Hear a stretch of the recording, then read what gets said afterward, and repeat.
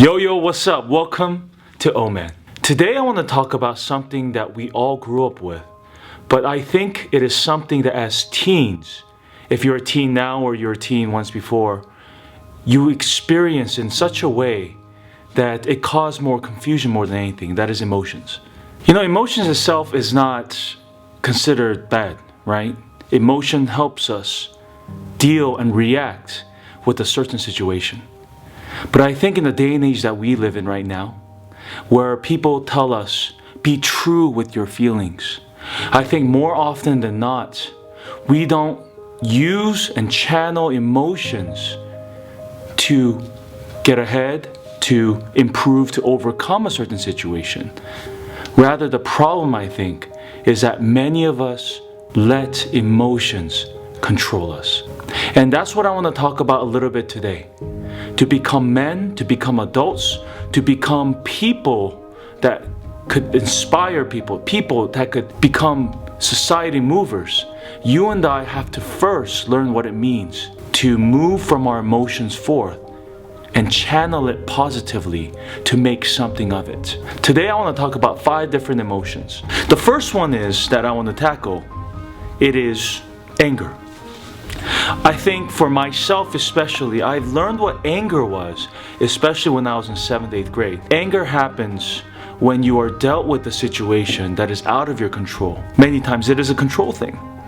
And so I had an aggression issue in 7th, 8th grade. I had huge anger problems. And I've come to find that the problem with anger is not that we feel anger, because when someone wrongs us, when someone does something to make us mad, it is only natural that we feel this emotion to have an outlet.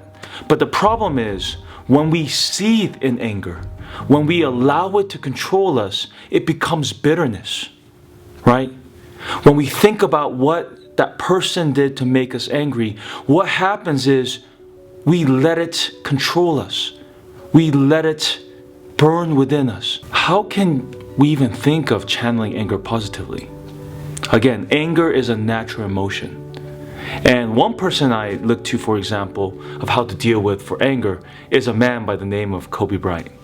If you don't know who Kobe is, he was once known as a golden poster child of the NBA. But after the scandal in Colorado, after Shaq left the Los Angeles Lakers, Kobe was blamed, and in many cases rightfully so, for the breaking up of a supposed dynasty.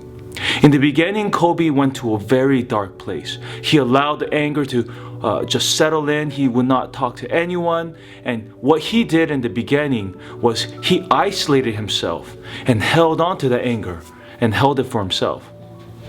But that didn't work.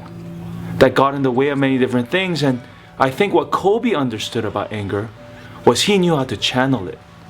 Kobe took that anger and he did not let it control him.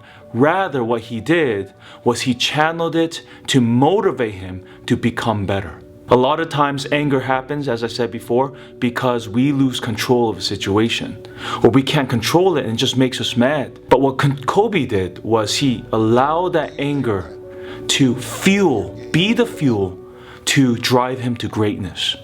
Thus, he took the nickname Black Mamba, which again is not the most positive connotation, but at the same time, he did not allow the circumstance and the situations in his life to control him. Rather, he used that anger as fuel to drive him to greatness. A lot of us may have situations in our life that causes anger. But I truly believe if you do not settle into that anger, and if you don't allow it to become bitterness, but rather you allow it to become fuel, then I believe through channeling that anger, you can do big things with your life.